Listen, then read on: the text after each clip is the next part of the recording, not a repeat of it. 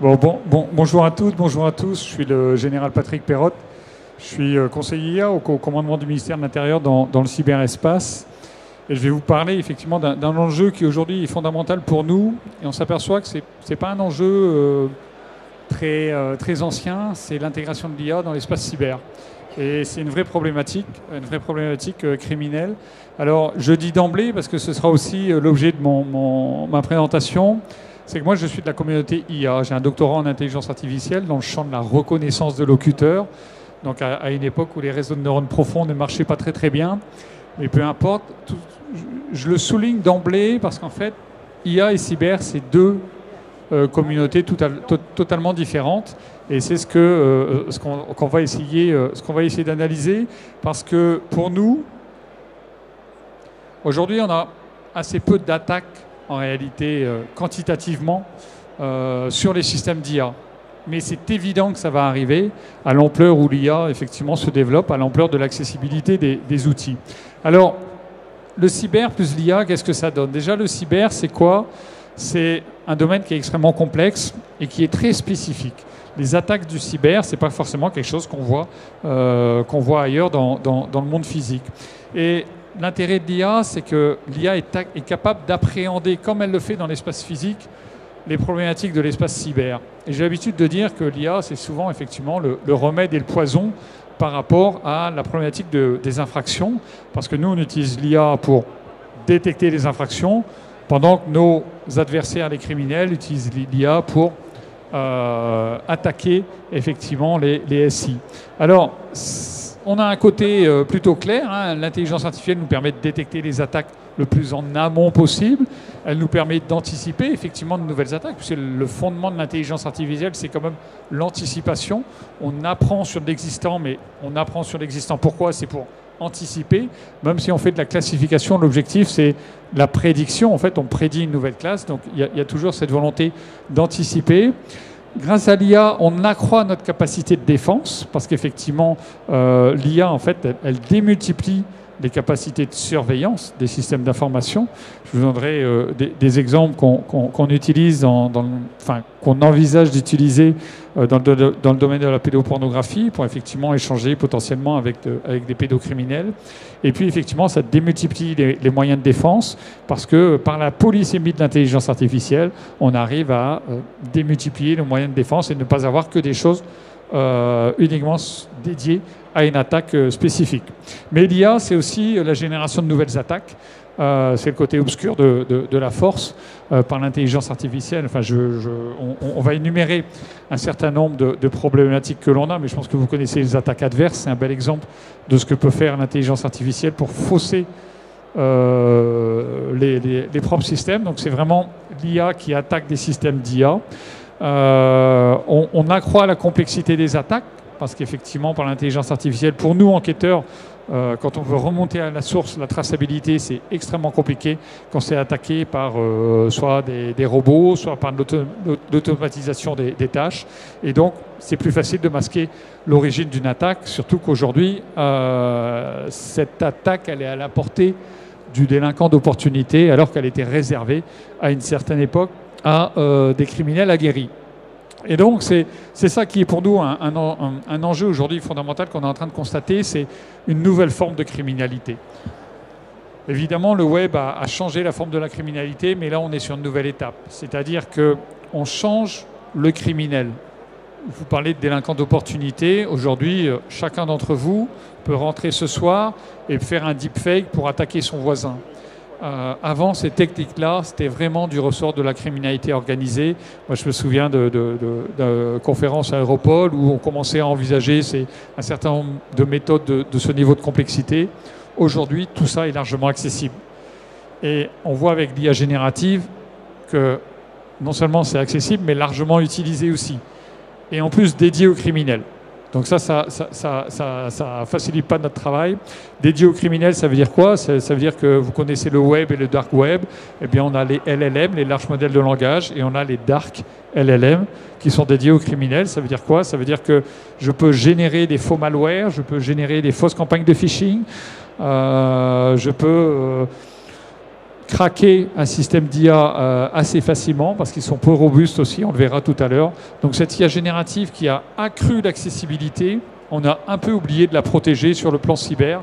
Donc c'est aussi pour nous un enjeu et c'est ce à quoi on travaille aujourd'hui dans le champ cyber.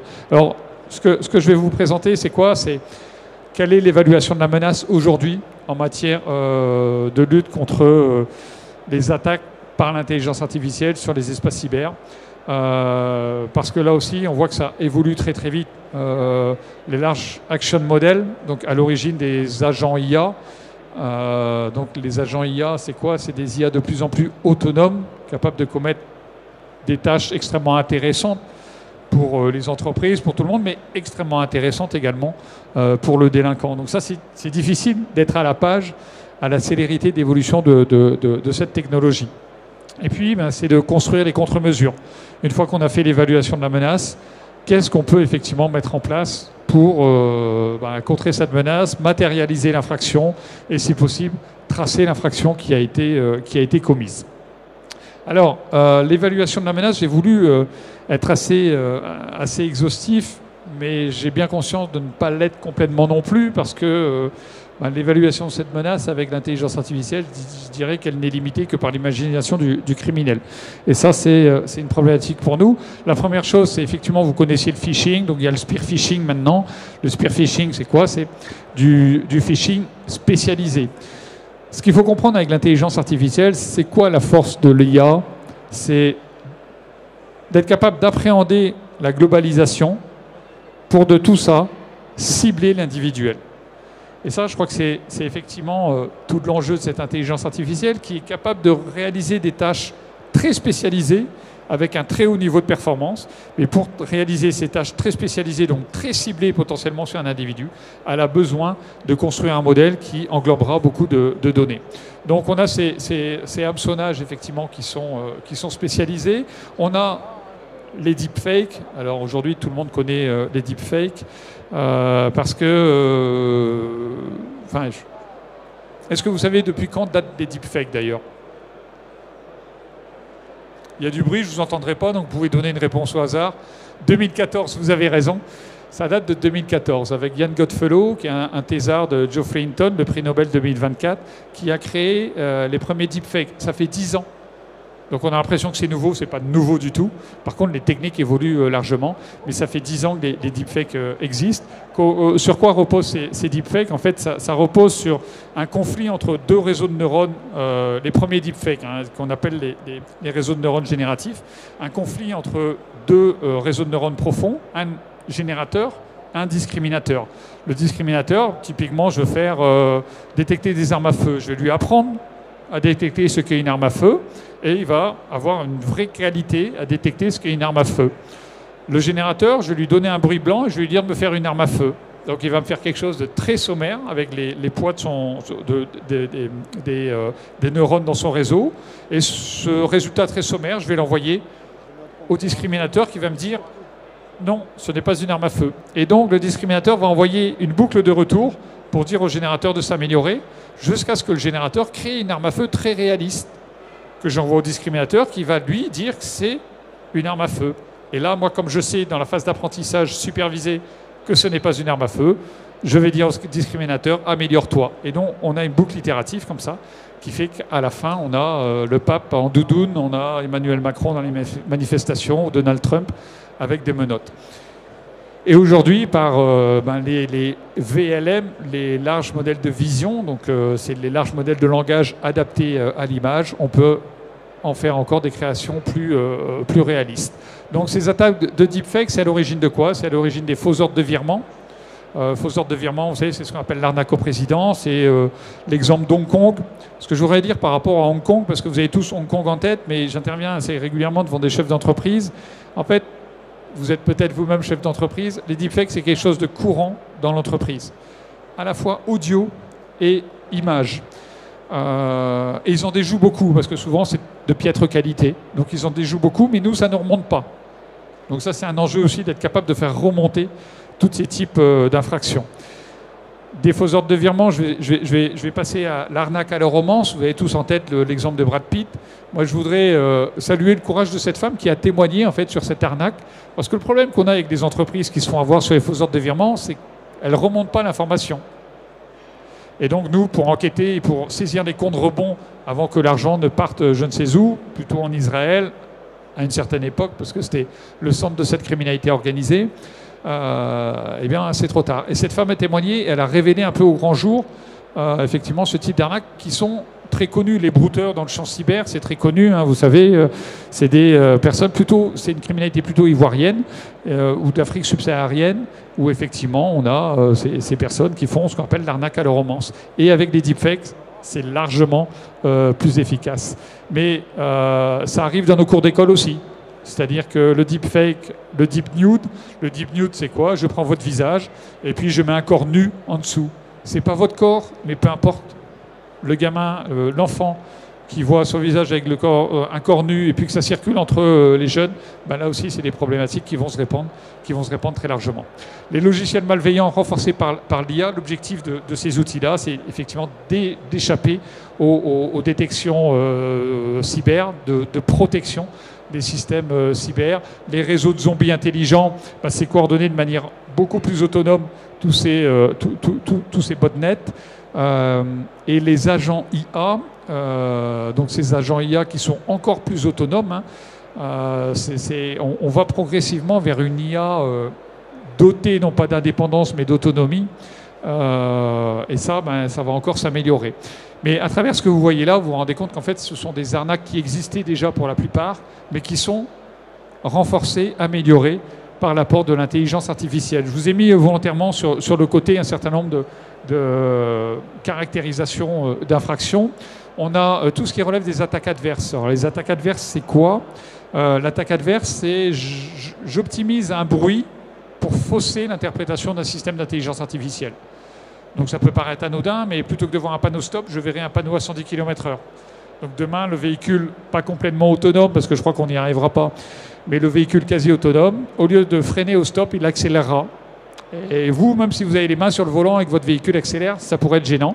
Certains d'entre vous ont peut-être vu des fois des scotch sur les panneaux stop. Ben, ce sont des attaques adverses. Ces attaques adverses, c'est parfois le port de lunettes. Madame a des lunettes, ben, je pourrais ne pas vous reconnaître si les lunettes, le motif des lunettes est optimisé pour que le système de reconnaissance faciale soit trompé. Ça peut être un simple t-shirt avec un logo. Je me promène dans le salon avec mon logo. Je peux être le plus grand des criminels, je ne serai pas reconnu parce que j'aurai ce logo qui va fausser le système de reconnaissance faciale. L'empoisonnement des données, c'est un sujet aussi pour nous. C'est quoi? C'est introduire dans les données d'apprentissage des mauvaises données pour fausser la réponse des systèmes d'IA. Typiquement, l'exemple caractéristique, c'est quoi? C'est l'empreinte digitale. C'est assez facile de générer une fausse empreinte digitale. Alors, les premières générées, on demande à nos experts, ils arrivent à voir qu'elles sont fausses. Mais aujourd'hui, on est capable de générer des fausses empreintes digitales. Imaginez que ces fausses empreintes digitales rentrent dans notre base de données, ça pourrait être un peu difficile d'identifier les criminels à l'avenir.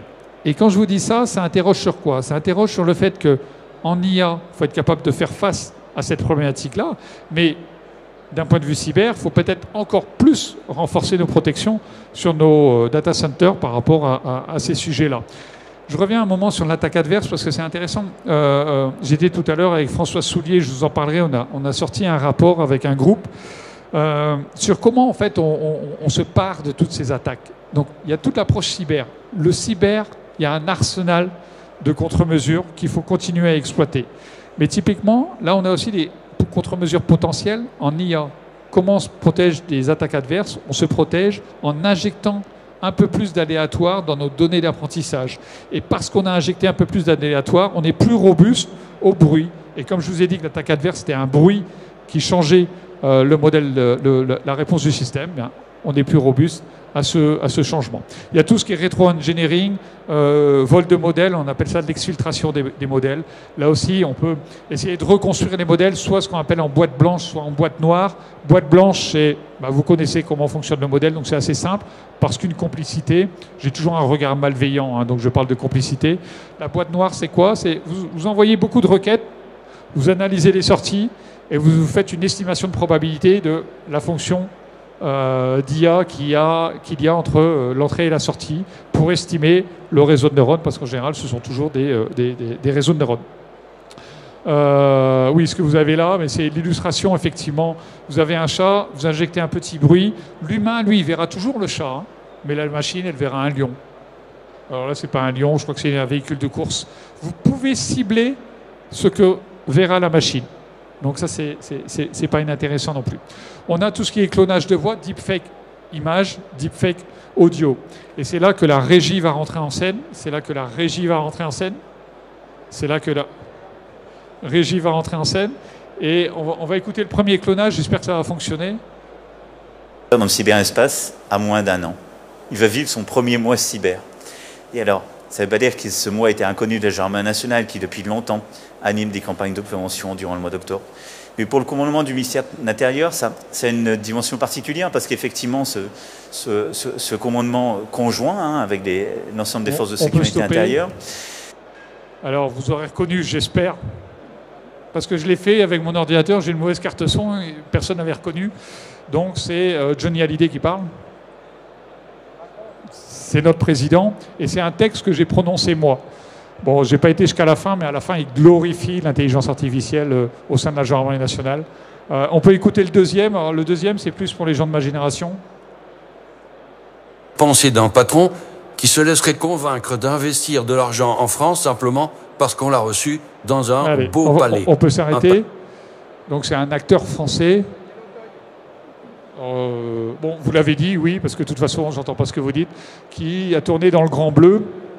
Et c'est pas Jean-Marc Barr, mais c'est Jean Reno. Et puis le dernier, on va mettre un peu de musique dans ce salon. Regarde mes grands amours, pas même l'espoir d'être aimé. Voilà, on va s'arrêter parce que le temps défile. Donc là, c'est donc ce que je vous ai pas dit. Jean Reno, lui, il parle sur un discours de Jean Mélenchon. J'oublie. Jean-Luc Mélenchon. Jean Reno, Jean-Luc Mélenchon. Et Johnny Hallyday que vous entendez, c'est sur la voix de Florent Pagny. Donc, ce qui veut dire qu'on peut aussi le faire chanter, le deepfake. Donc, ce n'est pas inintéressant, ce qui montre les capacités qu'on peut avoir. Les chatbots manipulateurs, là aussi, c'est assez facile, notamment avec les agents IA qu'il va y avoir dans quelques temps, de transformer l'avatar, le chatbot, pour échanger avec vous.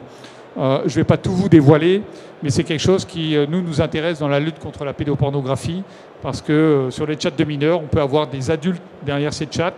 À un moment où cet adulte demande à l'enfant d'ouvrir sa caméra, parce que tout ça est très progressif, hein, eh bien, on peut créer un avatar sous forme de deepfake qui pourra nous aider à échanger avec cette personne. La fraude à l'identité synthétique, bon, on peut générer de fausses identités avec des deepfakes. Tout ce qui relève de la désinformation. La désinformation, c'est un enjeu majeur au niveau souveraineté. On a Viginum qui travaille beaucoup sur ces enjeux-là, mais c'est aussi un enjeu pour nous. C'est-à-dire qu'on peut avoir des faux appels malveillants, on peut avoir des vrais faux appels malveillants, on peut faire ressusciter des morts. Typiquement, je ne vais pas dire qu'il est mort, mais M. Dupont de Ligonnès, il pourrait réapparaître dans un enregistrement et on pourrait penser que c'est un enregistrement d'actualité, notamment s'il nous donne la date du jour. Le profilage comportemental. Alors, l'IA peut analyser le comportement des utilisateurs et prédire leurs actions. Je l'ai mis volontairement, parce que comme je sais que vous êtes tous à jour de la réglementation, vous savez que c'est une application interdite, qu'on n'a pas le droit de le faire. Depuis le 2 février 2025, la réglementation en intelligence artificielle l'interdit. Donc on n'utilise pas l'IA pour analyser le comportement des individus. C'est quelque chose qu'on n'a pas le droit de faire. Vous pourrez en parler à votre banque si vous le souhaitez. Dans le cyberespace, à moins d'1 an. Pensée d'un patron. Voilà. Je voudrais dire un mot sur tout ce qui est large modèle de langage. Avec ces notions d'open source. L'open source, c'est très bien.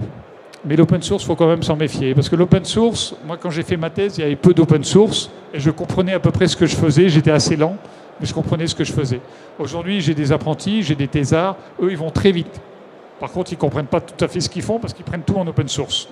Donc l'open source permet d'accélérer les choses, mais il faut essayer de comprendre ce qu'il y a derrière et puis d'aller plus loin après. Mais là, je ne vais pas vous parler d'open source, là, je vous parle d'un large modèle de langage. Donc large modèle de langage construit ce qu'on appelle un modèle de fondation.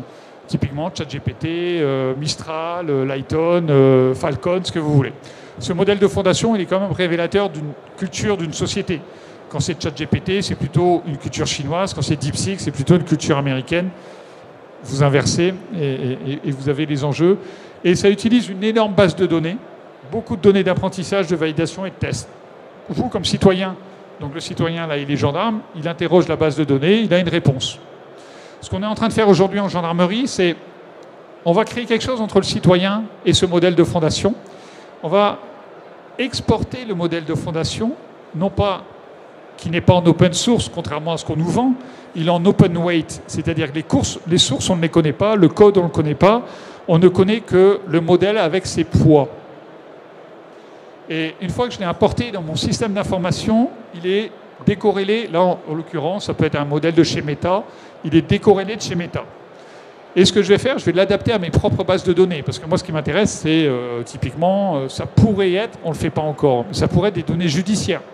Donc je veux savoir mieux analyser les procédures judiciaires. Et donc j'utilise les capacités qui sont quand même assez phénoménales des larges modèles de langage sur mes propres bases de données où j'y mets mes propres protections, mes propres safeguards.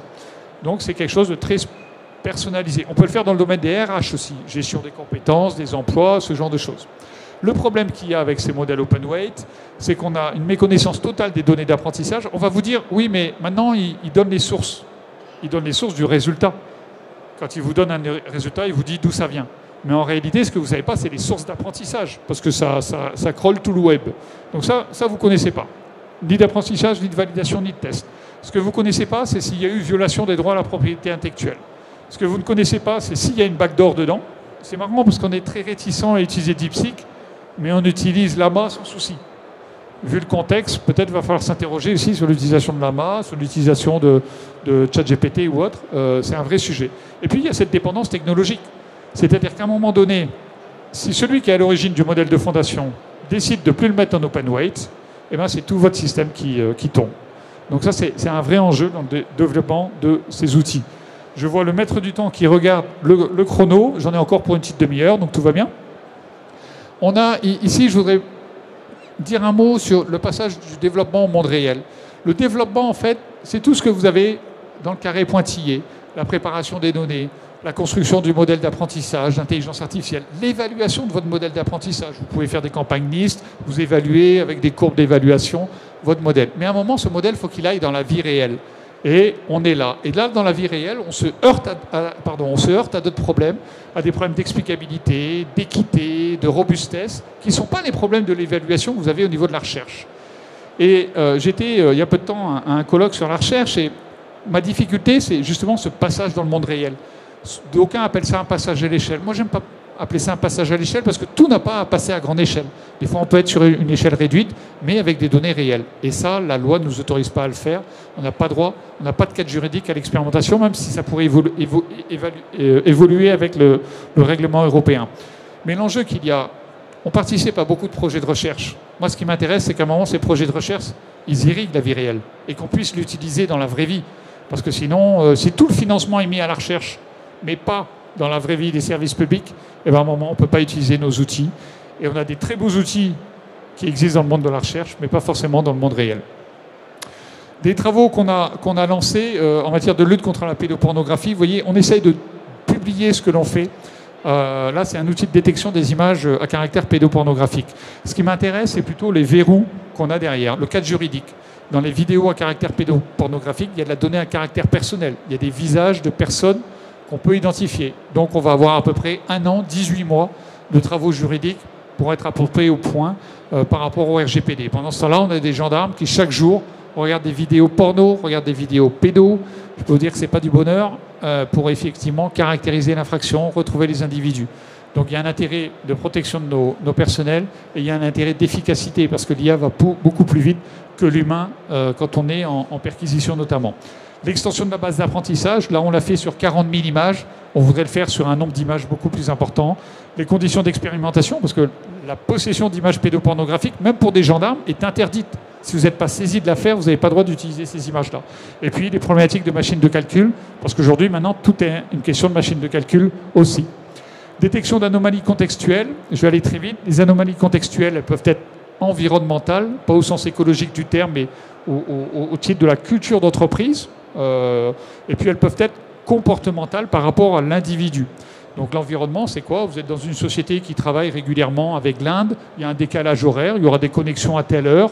Bon, ben c'est quelque chose de atypique pour ceux qui ne travaillent pas avec l'Inde, mais totalement normal pour vous. Donc dans les systèmes d'information, il y a des anomalies normales, et puis il y a des anomalies contextuelles liées à l'environnement. Et puis il y a des anomalies de l'individu. C'est-à-dire qu'il y a des choses que ce n'est pas normal par rapport à la façon dont cet expert agit sur son système d'information. Là, il y a quelque chose d'anormal. Donc il y a une remontée d'alerte avec une supervision humaine qui ira vérifier effectivement s'il y a une anomalie sur le système d'IA. Le système, d'information. Ce qui est intéressant, c'est que l'IA ferme en autonomie le système d'information. Ce type d'image, vous direz, c'est quoi avec le cyber? C'est toujours dans le champ de la pédopornographie, quand vous voulez vieillir une personne. On m'a reproché de l'avoir fait sur M. Dupont-de-Ligonnès il y a quelque temps, parce que c'était une donnée à caractère personnel. Je ne l'avais pas montré, j'en avais juste parlé à la vidéo. Donc là, maintenant, je précise, c'est des données synthétiques. Mais je n'avais pas réussi à avoir le consentement de M. Dupont-de-Ligonnès, c'était un peu compliqué. Donc là aussi, on a un problème de cadre juridique, mise à jour par rapport à tous ces outils qui évoluent très vite, machine de calcul. La problématique des deepfakes, j'en ai parlé, juste pour dire que l'humain est capable de détecter des deepfakes à peu près aux alentours de 50%, alors que la machine, elle est bonne à 93, 94, 95%. La difficulté, c'est que aujourd'hui, il faut être à jour de tous ces systèmes-là. Et à la vitesse où ça va, on n'est pas... La gendarmerie recherche d'abord les criminels. On a des centres spécialisés dans un certain nombre de sujets. Je pense au pôle judiciaire de la gendarmerie nationale, je pense à l'ANFSI, je pense au commandement du ministère de l'Intérieur dans le cyberespace.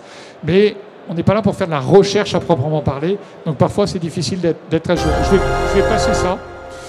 Donc c'est juste un deepfake. Voilà, vous voyez, on a mis mon visage sur le visage de Jean Dujardin. C'est le maquillage qui nous permet de voir la différence entre les deux. On a fait ça il y a à peu près 3 ans, avec des outils gratuits. Imaginez ce qu'on peut faire aujourd'hui avec des outils payants. Ça, c'est les résultats. J'ai un peu de pression, parce que, en fait, quand vous venez de là, c'est pour mettre un peu de pression. C'est la première fois que je vais arrêter un gendarme, donc si vous voulez... Je voudrais juste arriver sur la fin de mon propos. Si je vous montre ces deux images, un cadenas et puis de l'open, en fait, vous voyez la différence entre les deux communautés. La communauté cyber, c'est plutôt le cadenas. La communauté open, c'est plutôt les gens de l'IA. Les enjeux de développement opérationnel pour nous, là vous avez un certain nombre de sujets potentiellement de recherche qui nous intéressent autour de la sécurité de l'IA, autour de la robustesse des sujets d'IA, autour de la détection des attaques adverses, comme la détection des deepfakes, l'analyse des biais. Tout ça est un sujet important. Et je termine par cette diapositive-là, parce qu'un gendarme ne se laisse jamais arrêter en réalité. Ça, c'est sorti aujourd'hui. On a travaillé conjointement avec Françoise Soulier du Hub France IA sur un groupe que je co-préside avec elle. Et je remercie les entreprises. Il y a des entreprises, des centres de recherche, des startups, des grands groupes qui ont travaillé à ce rapport. Ce rapport fait à peu près 120 pages. Vous fait un état des lieux de l'évaluation de la menace IA dans le champ cyber et vous propose des techniques de remédiation. Il est sur le réseau professionnel que vous connaissez. Vous pourrez aller le télécharger et aller le chercher. Une salve d'applaudissements. Moi, j'ai 15 heures. Une salve d'applaudissements pour le général Patrick Perrault. Général, merci beaucoup pour le côté passionnant de cette intervention. La bonne nouvelle, c'est que ceux qui n'ont pas pu le voir vont pouvoir le voir sur le web, puisque de toute manière, tout sera en live, non pas en live, pardon, en téléchargement à partir de demain, je crois. Donc n'hésitez pas à pouvoir vous loguer. Et donc, vous pourrez en bénéficier. Je crois aussi que vous avez un stand qui est juste à côté.